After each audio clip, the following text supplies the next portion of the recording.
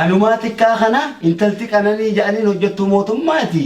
Guddoo isii waggaa 38 mucaa kananii fuudhaa jaarsa kiyyaa ta'uu yaa rabbii kiyyan jeega amma. Mana adinaan kanaga isin protestaantii amalmal ja'aniini. Agartee mooruma adinaan kireeffate tana keessa teessisiinis mana adinaan kana bira kireeffattee amalmaltun qaadimaan isii neerum san muluqaan ja'aniini. Muluqaan kuni muuziqaa protestaantii taphata faarfannaa. Oromoodhaa afaan Oromoon beeku. Amalmal tana bira dhaqeetiin yaa amalmal teenyaa. Jiruuti yaa hundoonee argita. Jiruun tiyyatuun hundi rakkina. Ana abbaa sin qabu jeetiin seenaa kiyya taphachiisee gabaabatti si hima. Abbaa manaa kee kanaan inni gartee mazmuurii malee muuziqaan aan deewu. Duuba gartee ana miskiinticha rabbii kana gargaaruun kanaaf jecha gartee Kiristoosii sin lolu. Waaqni sin lolu. Ana tokkichaa gargaarii injee rakkina keessaa hin baha. Fille sadarkaa dabalaa fi injee. Isinis bocheeti. Wanni dhimbaasu waan hamtuu gartee haqa ummataatiin lallaba. Malee waan hamtuu as keessatti hin jiru waaqaan isa waliin dhawu. Dannaan isatti si himanaan jettee itti naa himtee jechuudha.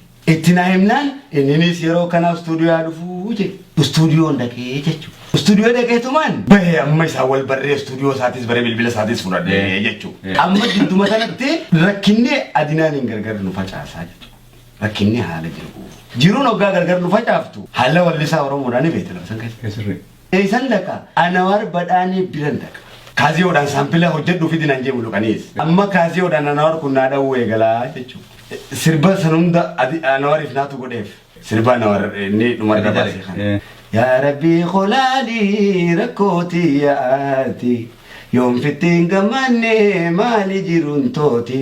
Maaf garaa jabaattaa gooftaa kiyyaati. Isa jiru kana naatu godheef. Amma gaa Anawar biraas saampila tolfadhee miti. Anumaati kana intalti kananii ja'anii hojjettu mootummaati. Adinaan biratti isinis saampilaan hojjedha jettee dhuftee ichi wal barteen agarte. Guddoo isii waggaa 38. Eega gartee Khadiir kun jiruudhaan bakka deemu wallaale. Mucaa kananiin qaadhimadhaaniin fuudhaa jaarsa kiyyaa ta'uu muuziqaas hojii daleynaa dhibannatti dhuftee jechuudha. Yaa Rabbii kiyyan jeega amma. Maal jette yaa Yaa Rabbii kiyyoonni jeef Anawaris jiruusa mana xiqqaa tokko keessa ta'a. Eessan jiraan Usmaan yoo faan isaas dhufaniiti waan qabaniin na gargaaran. Na guddisuuf rabbi raamataa godhuuf. Sheefiniin kiyya naan jaa Usmaan yoo suutee barantee isaas dhufee na laala. Amma gaa Anawar badaanee hanga gartee yeroo dabartutti har'a wartee waa takka olii godhuu hin dandeenyu. Anis bira dhufeetiin si gaafadha. Huccuu tanaas uffadhu tiishartii jees tiishartii isaa haysee qabu naa kenne Anawar. Bachoo biyyarraa ergamteef dhahee naa kenna. Hasaasarraa dhufti bachoon. Hasaasa keenya kaarsiirraa. Kana naa kenna. Anawar keenya kun. Rabbiin jala isaa qabaluufi. Anumaa tana jidduu jiru. Yaa bosoo jiru na injifatiyyooniin fuudhuu hin dandayu. Anawar keenya akkamiin taajee anaa wayiwaatu yaa rabbi na baasiin jeen. Osoo jiruun injifatin. Yoon fuudhe gartee na harkaa hayyoon tiyya baddi. Hoggaan jiru Farahaan Abdusalaam amma Landan jira. Eessuma shukuriitii jechuudha. Shukurii Jamaal kana. Kanniisa irraa fiigaa dhufaa jechuudha. Innis xiqqaa. Kiboordii Anawar kana biratti taphachuudhaaf. Amma Farahaan kun hoggaa dhufu. Mucaa ajaa'ibaati akkatti sirbu nu malaalii jeen Anawar kun. Kiboordii dee kunuun tana takka bakka keenyu isa dhabnee akka diir kana bakka inni galu dhabneeti. Kun hokkanatti garteen tana takka bira kaa'uu deema jennaan. Mucaa akkana gartee taalentii qabu mucaa xiqqaa akkamitti heerumsiifta mucaa kana ni guddifna malee jeenaa fudhatee mana kiyyatti gala je'ee fudhatee gartee haadha isaatu as jira asii gargaaraa fudhatee innis manatti naan galee jechuudha yaa'u. Mana satti makkanniisatti.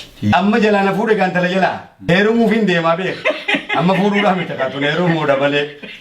Yaa Rabbi an fuudhuun fedha malee heerumuun fedhuun jeen. Jiruun nan heerumsiisini. Amma akkasitti manatti cinna galchanii jechuudha. Farahaan kun osuma dhahuuti anaas yedaloo irratti baree isarratti inninis kiboordii irra baree. Farahaan. Gaafa sani goonni keenya gurraachi leenca haati deesse Hussein Buneedhaan natti dhufa. Hussein Buneedha. Kana hundan itti madde Hussein Buneedha. Inninis waan irra dabrannaa fi manii jechuudha Hussein Buneedha. Seenaan sana yaadatu.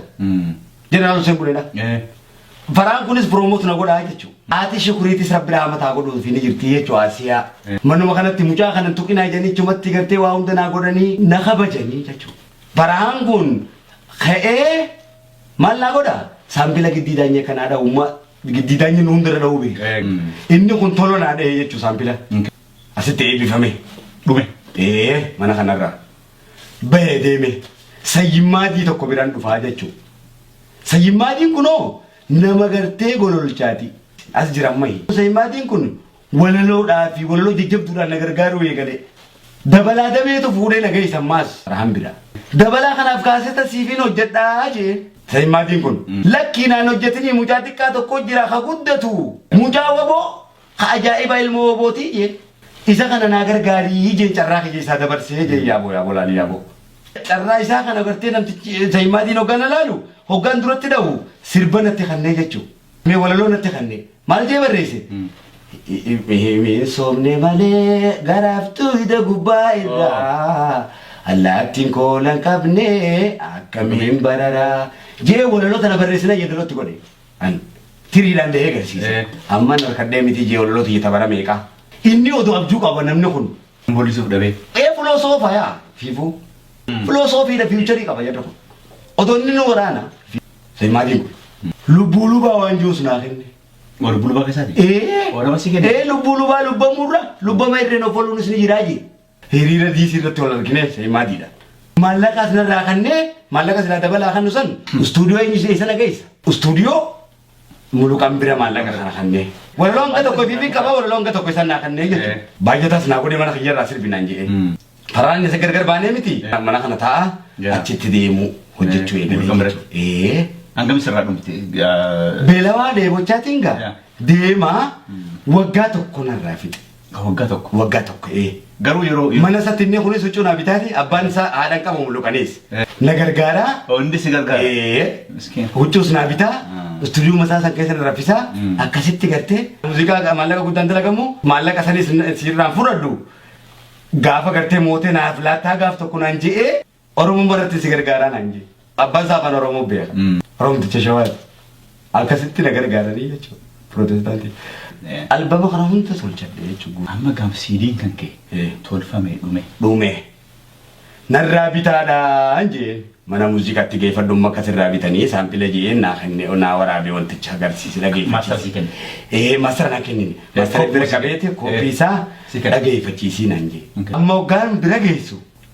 Kun muuziqaa addaatii naan jee muuziqaa akkanaa takka argine hin beeknu. Oromoo keessatti? Muuziqaan hedduu jira jeen. Afaan Oromoo keessatti isinumaatu argini malee. Haala duraas hedduu turee walliftoota gurguddaa qaban jeen Oromoo.